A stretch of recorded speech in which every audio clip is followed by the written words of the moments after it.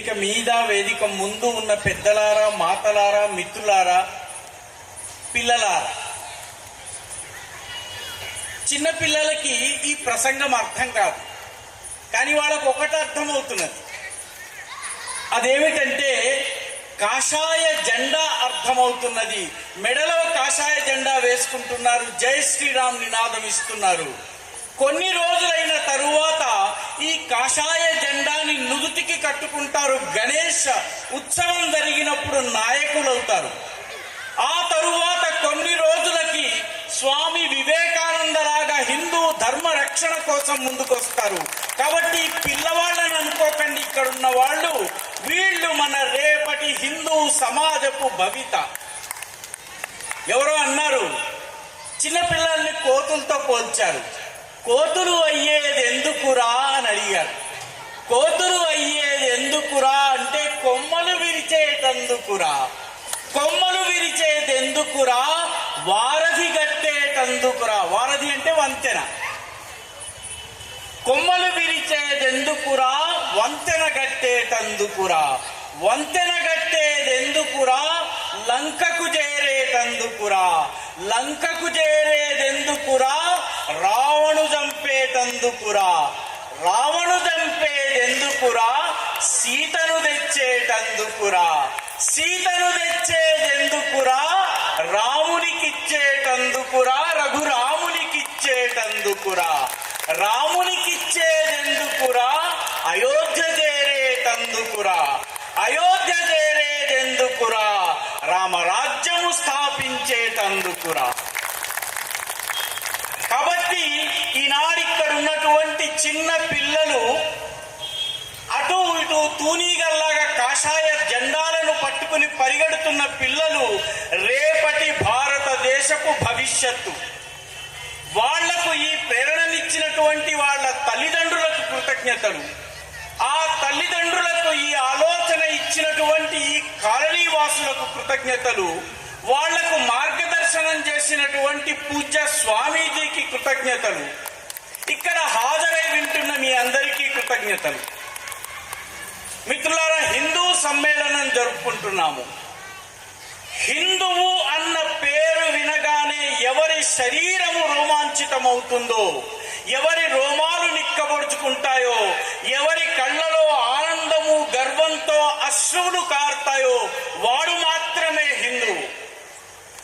పేరు ముందు జోసెఫ్ రమేష్ కుమార్ అని రాసుకుని హిందూ అని రాసి సర్టిఫికెట్లలో పెట్టుకుని ఉద్యోగాలు దోచుకునేవాడు హిందువు కాడు. మిత్రులారా, హిందూ అనగానే తన శరీరంలో ఉన్నటువంటి ప్రతి రక్తపు బొట్టు రగిలేటటువంటి వ్యక్తే హిందువు. అలాంటి హిందువుల సమ్మేళనం మనం చేసుకుంటున్నాం. ఇలాంటి 150 సమ్మేళనాలు దేశంలో జరుగుతున్నాయి. మిత్రులారా, ఒక ప్రచండమైనటువంటి హిందూ జన జాగృతి మనం చూస్తున్నాం. ఎవరి కోసం? ఈ భరతమాత యొక్క ఆరాధన కోసం, పూజ కోసం. హైందవ ధర్మానికి ప్రత్యేకత స్వామీజీ ఇందాక వివరించారు. శ్రీకృష్ణుడు 700 శ్లోకాల భగవద్గీత చెప్పిన తరువాత, అన్ని అధ్యాయాలు వివరించిన తరువాత అర్జునుడికి చెప్తాడు, చెప్పవలసినవన్నీ చెప్పాను, నీ ఇష్టం వచ్చినట్టు చెయ్యి అంటాడు. యథేచ్ఛసి తథాకురు అంటాడు. నీకు ఏది నచ్చిందో అలా చేయమంటాడు. ఇలా చేస్తేనే నువ్వు బ్రతికే హక్కు నీకుంది, ఇలా చెయ్యకపోతే నువ్వు కాఫిర్వి, ఇలా చెయ్యకపోతే నువ్వు హితన్వి అనలేదు కృష్ణుడు. నీకు ఏది నచ్చిందో అలా చేయనాడు. యథేచ్ఛసి తథాకురు. అప్పుడు అర్జునుడు ఏమన్నాడు? నా యొక్క మోహమంతా నశించింది, నువ్వు ఏమి చెప్పావో అదే చేస్తాను, కరిష్యే వచనం తవా అంటాడు. ఈయన నీ ఇష్టం వచ్చింది చెయ్యవయ్యా అంటే నువ్వేం చెప్తే అది చేస్తానంటాడు అర్జునుడు. అలాంటి కృష్ణుడు, అలాంటి అర్జునుడు ఎక్కడుంటారో అక్కడ విజయము తథ్యము. అదే భారత భూమి, అదే హైందవ ధర్మం. ఒక్కసారి భారత మాత యొక్క చిత్రపటాన్ని మనం గనక చూస్తే జాగ్రత్తగా, మనకు ఒక అద్భుతమైనటువంటి దృశ్యం కనిపిస్తుంది. ఉత్తరాన హిమాలయాలైనటువంటి హిమాలయాలు కనిపిస్తాయి. హిమాలయాల్లో పరమశివుడు కైలాసంలో కూర్చుని ఉంటాడు. ఆయన దక్షిణం వైపు చూస్తూ ఉంటాడు. ఒక చేతిని ఈ రకంగా చాస్తే అస్సాం దాకా వెళుతుంది, ఒక చేతిని ఈ రకంగా చాస్తే గుజరాత్ దాకా వెళుతుంది. దక్షిణ కొసన పార్వతీ మాత కన్యక రూపంలో ఉంటుంది. అందుకే ఆ జిల్లా పేరు కన్యాకుమారి. ఈ కన్యాకుమారి జిల్లాలో కన్యక రూపంలో అమ్మవారు కూర్చుని ఉంటుంది. కొందరు ప్రబుద్ధులు ఈ కన్యాకుమారి పేరు మార్చి కన్యకా మేరీ జిల్లాగా మార్చాలని ప్రయత్నించారు. కానీ హిందువులు అక్కడ నిలబడి పోరాడారు. ఈ కన్యాకుమారి ఒక చేతిని చాస్తే గుజరాత్, ఒక చేతిని చాస్తే అస్సాం. ఆ రకంగా పరమశివుడు ఉత్తరం నుంచి దక్షిణాభిముఖంగా రెండు చేతులు చాచాడు. ఈ రకంగా ఇక్కడ కన్యాకుమారి తన రెండు చేతుల్ని చాచింది. అమ్మవారు అయ్యవారి యొక్క పవిత్రమైనటువంటి ఆలింగన ఫలితంగా పుట్టినటువంటి పవిత్ర దేశమే భారతదేశం మిత్రులారా. ఇది మామూలు దేశం కాదు. ఈ దేశము కాపాడబడితే ఈ ధర్మం కాపాడబడుతుంది. ఈ ధర్మం కాపాడబడితే ఈ యావత్ ప్రపంచము కాపాడబడుతుంది. అందుకని హిందూ సమాజం కోసం మనం పనిచేయాలి. హిందూ సమాజంలో వ్యక్తి ఒక్కడికి స్థానం లేదు, యావత్ సమాజము కలిసి పండుగలు చేసుకుంటుంది.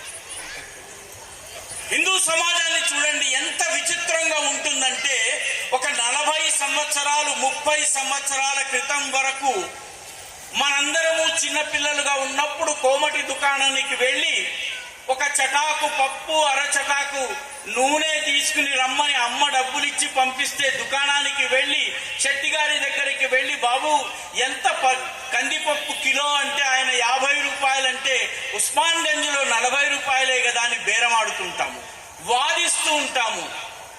అప్పుడు ఆ వ్యాపారి అంటాడు, లేదయ్యా లేదు, ఇంకా బోడీ కూడా కాలేదు, అప్పుడే వాదిస్తే ఎట్లాగయ్యా అంటాడు. అన్న మరుక్షణము మనం బేరం మానేస్తాం. ఎందుకు బేరం మానేస్తాము? బోణీ కాబట్టి, ఆయన వ్యాపారం బాగుండాలి కాబట్టి, ఆయన వ్యాపారం వృద్ధి చెందాలి కాబట్టి ఇంకా బేరానికి తావులేదు. బేరానికి తావులేదు. ఏ ధర చెప్తే ఆ ధర. ఎందుకంటే నా బోణీ వల్ల నీకు మంచి వ్యాపారం జరగాలి. వ్యాపారం అన్న పదము మాతృత్వంతో కూడా ముడిపెట్టగలిగామంటే హిందూ సమాజంలో ఒకడికి స్థానం లేదు, యావత్ సమాజము కలిసిమెలిసి ఉండాలి. ఒక ఇంట్లో ఒక పిల్లవాడు పుట్టాడు అనుకోండి.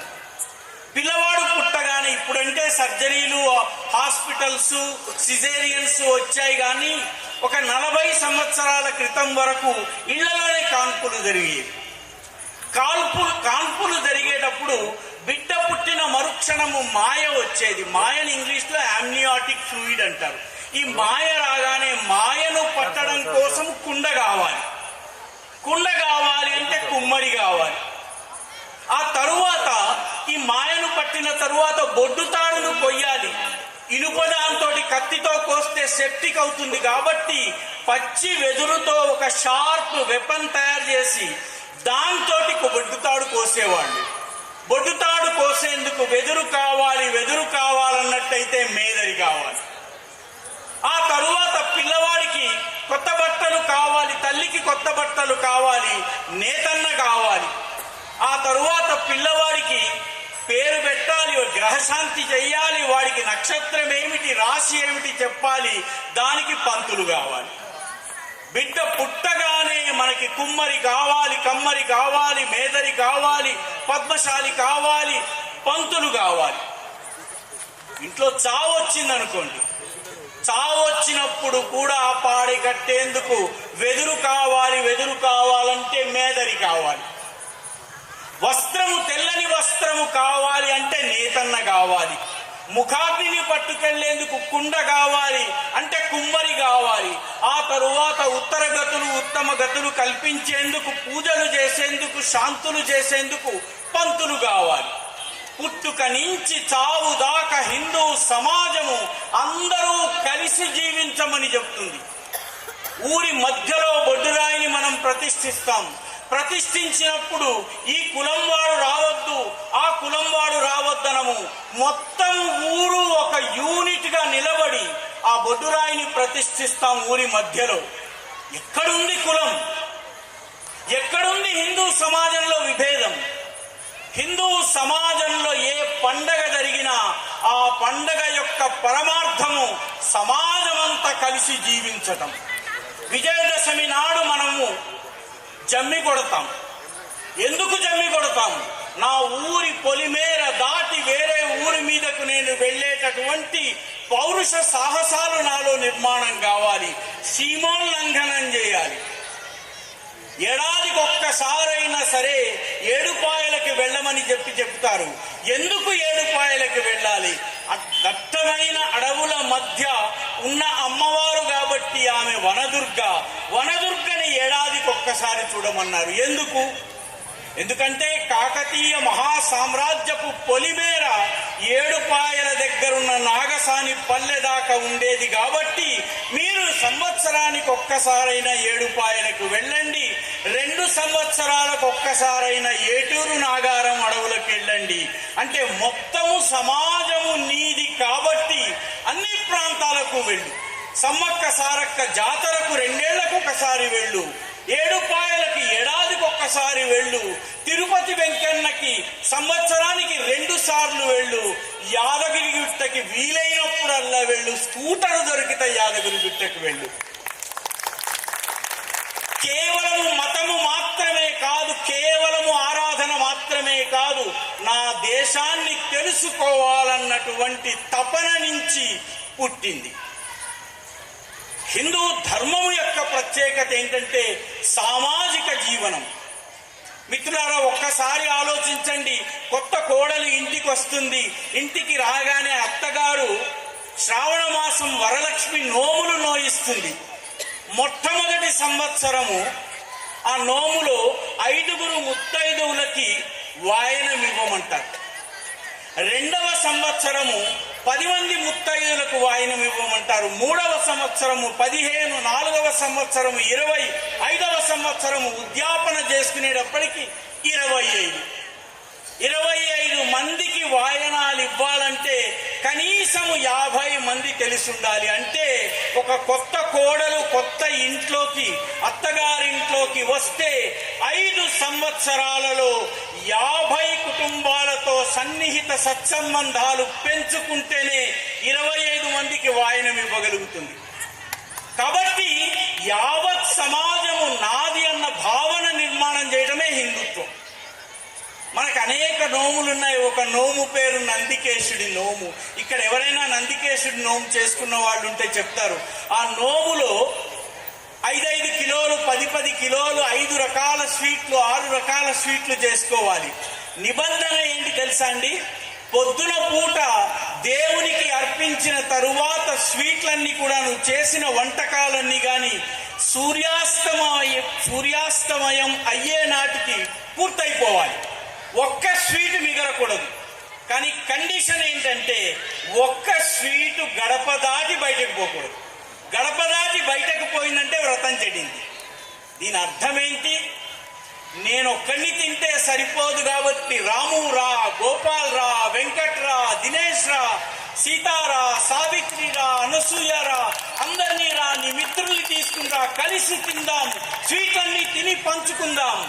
ఈ ఇంటి గడప దాటకుండా అందరము ఆనందంగా పంచుకుందాం. ఇదే హిందుత్వం. యావత్ సమాజము నాది అన్న భావన ఏ సమాజంలో ఉంటుందో అదే హిందూ సమాజము. హిందూ సమాజంలోని పండగలు చెప్పేది అదే, హిందూ సమాజంలోని పర్వాలు చెప్పేది అదే, హిందూ సమాజంలోని నోములు చెప్పేది అదే, హిందూ సమాజంలోని వ్రతాలు చెప్పేది అదే. కట్ట మైసమ్మకో గట్టు పోచమ్మకో మనము బోరమెత్తిన రోజో లేకపోతే వేట వేసినటువంటి రోజో మనం ఒక్కళ్ళమే తినము. మన బంధుమిత్రులందరినీ పిలుచుకుని పండగ చేసుకుంటాము. మన దగ్గర ఒకడు చేసేది లేదు, యావత్ సమాజము కలిసి చేసేది. కాబట్టి యావత్ సమాజము కలిసి ఉండాలన్నటువంటి సూత్రమే హిందూ ధర్మం యొక్క మూల సూత్రం. వ్యక్తిగతంగా మోక్షము ఇంకోటి కోరుకోవచ్చు గాక, కానీ కలిసిమెలిసి మనందరము ఒక్కటన్నటువంటి భావన నిర్మాణం చేయడం కోసమే ఇదంతా వచ్చింది. ఒకసారి 3 మిత్రులు హాస్టల్కి వచ్చారట. ఎండాకాలం సెలవుల తర్వాత హాస్టల్కి వచ్చారు. ఒకడు కాకినాడకి చెందినవాడు, ఒకడు అనంతపూర్కి చెందినవాడు, ఒకడు వరంగల్ కరీంనగర్కి చెందినవాడు. హాస్టల్లో రాగానే కరీంనగర్ కుర్రాడు అన్నాడు, ఒరే మా అమ్మ బాగా నేతి వేసి వండినటువంటి స్వీట్ తీసుకొచ్చాను రా, భక్ష్యాలు తీసుకొచ్చాను, ముందు భక్ష్యాలు తిందాము అన్నాడు. అంటే రెండో వారం ఆపు నీ భక్ష్యాలవన్నీ పక్కన పెట్టేసేసాయి, నేను తీసుకొచ్చాను మా అమ్మ నేతితో వండినటువంటి స్వీటు, బొబ్బట్లు తీసుకొచ్చానయ్యా, బొబ్బట్లు తీసుకొచ్చాను అన్నట్ట కాకినాడ వాడు. అనంతపురం వాడు అన్నాడు, తగ్గండి అయ్యా తగ్గండి, మీరిద్దరు పక్కన పెట్టండి, నేను తీసుకొచ్చాను మా అమ్మ చేతితో చేసిన నేతితో చేసినటువంటి స్వీటు, ఇదిగో ఓళిగలు అంటారయ్యా, వీటిని ఓళిగలు తింటే మీరు మర్చిపోలేరు అని. 3 తమ సంచుల్లోంచి తీశారు. అనంతపురం వాడు తీసిన ఓళిగ, కాకినాడ వాడు తీసినటువంటి బొబ్బట్టు, వరంగల్ వాడు తీసినటువంటి భక్ష్యము ఒకటే. కాబట్టి కులాలు, వర్గాలు, మతాలు, వర్ణాలు, ఆచారాలు, వ్యవహారాలు, కట్టు బొట్టు ఎన్ని తేడాలున్నా మనందరిలో ఒకే హిందుత్వం ఉన్నది, ఒకే జీవన తత్వం ఉన్నది. ఇది గమనించి సమాజము ముందుకు వెళ్ళాలి మిత్రులారా. కాబట్టి ఈ వైవిధ్యంలో ఉన్న ఏకాత్మతని మనం దర్శించాలి మిత్రులారా. మనలో కొందరు బద్రీనాథ్కి వెళ్ళుంటారు. బద్రీనాథ్ ఉత్తర భారతదేశపు కొట్ట కొసన ఉన్నటువంటి దేవాలయము. అక్కడి పూజారి ఎక్కడి నుంచి వస్తాడో తెలుసా? కేరళలోని నంబూద్రి కుటుంబాలకు చెందినవాడు వెళ్తాడు. మన దక్షిణ కొసలో ఉన్నటువంటి రామేశ్వరంలో గర్భగృహంలోకి వెళ్ళేటటువంటి అధికారము పూజారి తరువాత ఒకే ఒక వ్యక్తికి ఉంది. ఆ వ్యక్తి ఎవరో తెలుసా? నేపాల్ మహారాజు. ఉత్తరాన ఉన్న నేపాల్ మహారాజు రామేశ్వరంలో గర్భగృహానికి వెళ్ళగలడు. దక్షిణానికి చెందినటువంటి నంబూద్రి బదరీనాథులో పశుపతినాథులో పూజారి కాగలడు. ఈ రకంగా సర్వ సమావేశకమైనటువంటి మతము, ధర్మము, జీవన విధానము హిందుత్వము. దురదృష్టవశాత్తు హిందూ సమాజంలో ఉన్నటువంటి మంచితనాన్ని ఆసరాగా తీసుకుని దాడి చేస్తున్నారు. హిందూ సమాజం పైన రకరకాల దాడులు జరుగుతున్నాయి. అలాంటి వాళ్ళకి అప్పుడెప్పుడో బీర్బల్ చేసినటువంటి పని చెయ్యాలి. ఒకసారి బీర్బల్ అక్బర్ గారి ఆస్థానంలో ఉండేవాడు. అక్బర్ గారు అన్నారట, బీర్బల్ ఇవాళ ఎందుకు ఆలస్యంగా వచ్చావు? అప్పుడు బీర్బల్ అన్నట్ట, ప్రభు ఇవాళ మా తల్లి గారి పూజ అండి అన్నాడు. ఎవరయ్యా మీ తల్లి? నాకు తెలియని తల్లి ఎవరు అంటే, ఇదిగోనండి ప్రభు, తులసి చెట్టు ఉంది కదండి, తులసి చెట్టు మా తల్లి అండి, మేము తులసమ్మ అంటామండి, తులసి మాత అంటాము. ఏమిటి తులసి చెట్ట? ఇలా తీసుకుంటండి. తులసి చెట్టుని తీసుకొస్తే అక్బర్ దాన్ని మొత్తం పీకి అంతా పారేసేసి, ఇదిగో మీ తల్లిని నేను ఏం చేశానో చూశావా అంటే, ప్రభు చిత్తం, మీరు రాజు, నేను మామూలు వ్యక్తిని, మా తల్లిగారు కూడా చాలా శాంత స్వభావురాలు, ఆమె ఏమీ అనదు అని చెప్పి ఆయన వెళ్ళిపోయాడు. రెండవ రోజు కూడా బీర్బల్ ఆలస్యంగా వచ్చాడు. ఏం బీర్బల్, ఎందుకు ఆలస్యంగా వచ్చావు అంటే, ప్రభు నిన్న మా అమ్మగారి పూజ, తులసమ్మ పూజ, ఇవాళ మా తండ్రి గారి పూజ అయిందండి. ఎవరు? మీ తండ్రి గారు కూడా చెట్టేనా? అవును ప్రభు, మా తండ్రి గారు కూడా చెట్టే, కానీ ఒక్క విషయం గుర్తుంచుకోండి ప్రభు, మా అమ్మ చాలా శాంత స్వభావురాలు, మీరు చింపేసినా చెరిపేసినా ఏమనదు, కానీ మా నాన్నగారికి చాలా కోపం అండి అన్నట్ట. ఎంత కోపమో చూస్తాను, తీసుకుని రాయిట అన్నట్ట. పాపం చాలా జాగ్రత్తగా తీసుకొచ్చి, ప్రభు చాలా జాగ్రత్త, కోపం ఎక్కువ మా తండ్రికి అన్నట్ట. అక్బర్ నెమ్మదిగా ఆకులన్నీ పీకేసేసి పారేసేశాడు. చూడు మీ తండ్రి పని ఏం చేశాడు, ఏది మీ తండ్రి కోపం అన్నాడు. అన్న ఒక క్షణం తరువాత గోకటం మొదలైంది. ఆ తరువాత ఈ చెయ్యి, ఆ తరువాత వీపు, ఆ తరువాత నడుము, ఆ తరువాత నేల మీద పొర్లి దొర్లి గోక్కుని బీర్బల్ నాకేమైంది, బీర్బల్ నాకేమైంది? ప్రభు నేను చెప్పాను కదా ప్రభు, మా తులసమ్మ శాంతమూర్తి, మా తండ్రి గారు దూరగొండి ప్రభు, ఆయనకి కోపం చాలా ఎక్కువ. మరి ఇప్పుడు ఏం చేయాలి మా తులసమ్మకి దండం పెట్టి ఆమె రసాన్ని ఒంటికి పూసుకోండి, మీ యొక్క దురద తగ్గుతుంది ప్రభు, మా తండ్రి గారు శాంతిస్తారు. మా తల్లి తప్ప మా తండ్రిని శాంతింపజేసేది మరొకళ్ళు లేరు. కాబట్టి హిందూ సమాజము సంఘటితం కావాలి, శక్తివంతం కావాలి, తమ హక్కులను గుర్తించాలి, తమ బాధ్యతల్ని గుర్తించాలి, తమ తరువాతి తరానికి ఈ ధర్మాన్ని నేర్పించాలి. మిత్రులారా, చీకటి పడుతుంది. ఇవాళ్ళంటే పౌర్ణమి. మామూలుగా ఒక చీకటి రోజున గనక సాయంత్రం సూర్యుడు అస్తమించగానే మీకు మొట్టమొదటి అంతా చీకటి అనిపిస్తుంది. మన మనసులో ఒక గుబులు ప్రారంభమవుతుంది, ఈ చీకటిని ఎలా దాటాలని. అప్పుడు ఈ చీకటితో పోరాటం చేసేందుకు మినుగురు పురుగు వస్తుంది. తన రెక్కల నడుమ దాచుకున్నటువంటి భాస్వరాన్ని, గంధకాన్ని, సల్ఫర్ని, ఫాస్ఫరస్ ని మండించి తనను తాను మండించుకుని వెలుగులిస్తుంది. కొంచెం సేపు తరువాత మినుగురు పురుగులు అలిసిపోతాయి. అప్పుడు ఆకాశంలో నెమ్మదిగా అనేక వేల లక్షల కాంతికి సంవత్సరాల దూరం నుంచి నెమ్మదిగా నక్షత్రాలు వెలుగునిస్తాయి. ఇది అలిసిపోగానే ఆ నక్షత్రాలు వస్తాయి. నక్షత్రాలు అలిసిపోయే సమయానికి చంద్రుడు వస్తాడు. చంద్రుడు పోరాటం చేసి అలిసే సమయానికి తూర్పు దిక్కున కొండల కడుపుని చీల్చుకుని సూర్య భగవానుడు మళ్ళీ వస్తాడు. హిందూ సమాజం కోసము పనిచేయడం మనందరి బాధ్యత.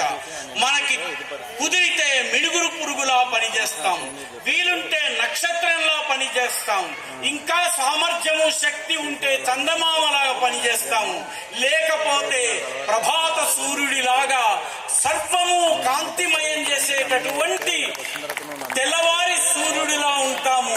శత్రువుల పైన మధ్యాహ్నపు సూర్యుడిలాగా ఉంటాము. తమ వారి పైన సాయంకాలపు సూర్యుడిలా చల్లని వెలుగునిస్తాము. కాబట్టి ప్రయత్నము నిరంతరం కొనసాగాలి. రాష్ట్రీయ స్వయం సేవక సంఘం ఇదే చెబుతున్నది.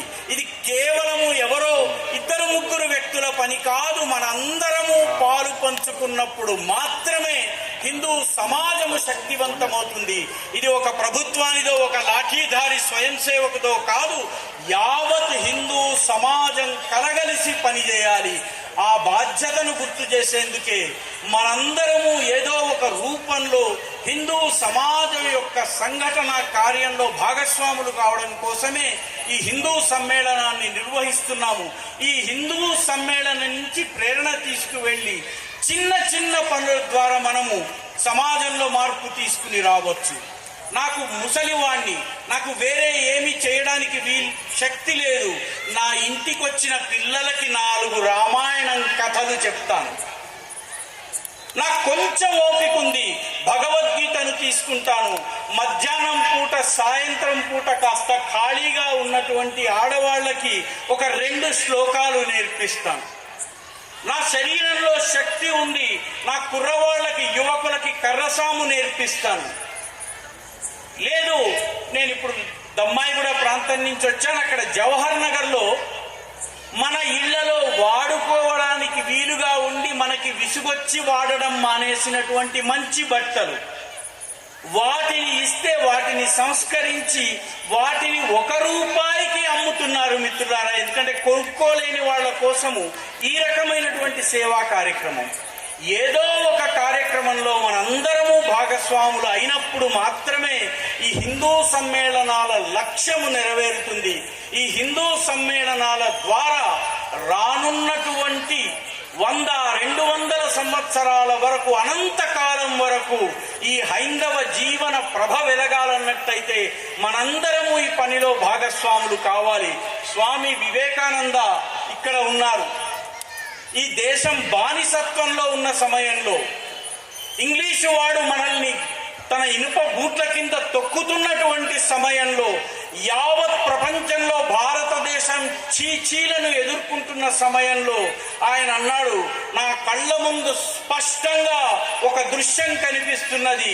ఆ దృశ్యం ఏమిటంటే విశ్వ వీధిలో జగన్మాతగా, జగజ్జేతగా, జగద్గురువుగా భారతమాత ఆసీనురాలై ఉంది. యావత్ ప్రపంచ ప్రపంచము భారత మాతకు జోతలు చేస్తోంది, జోహారులు చేస్తోంది, నమస్కారాలు చేస్తోంది. ఇది నా కళ్ళకు స్పష్టంగా కనిపిస్తున్నది. రానున్నది భారత మాత యొక్క వైభవ యుగము అన్నారు. స్వామి వివేకానందుడు చెప్పినటువంటి ఈ మాట నిజం, సత్యమవుతుంది. మిత్రులారా, మీరు ఉంటారు, నేను ఉంటాను. మరొక్క 15 సంవత్సరాలు ఓపిక పట్టండి. వాషింగ్టన్లో, ఒహాయోలో, ఫిలడెల్ఫియాలో, పెన్సిల్వేనియాలో ప్రజలు క్యూలు గట్టి ఇండియాకు జానా హై, వీసా దేదో అని హిందీలో అడుగుతారు. ఆ రోజుని మీరు చూస్తారు, నేను చూస్తాను, మనమందరము చూస్తాము. ఒకానొక సమయంలో మనము వీసా కోసము బిత్తమెత్తుకుని వాడి కాన్సులేట్ ముందు నిలబడి ఉన్నాము. 15 సంవత్సరాలు ఓపిక పట్టండి. 15 సంవత్సరాల తరువాత ప్రపంచంలో ఉన్నవాడు ధోతి కట్టుకుని, కాషాయం కట్టుకుని, పాగా కట్టుకుని, I want to go to India, I want to explore India, I want to study India అని చెప్పి అంటాడు. ఆ రోజు మీరు చూస్తారు, నేను చూస్తాను. అప్పుడు మరొక హిందూ సమ్మేళనాన్ని జరుపుకుందాం. జై హింద్, భారత్ మాతాకి జై.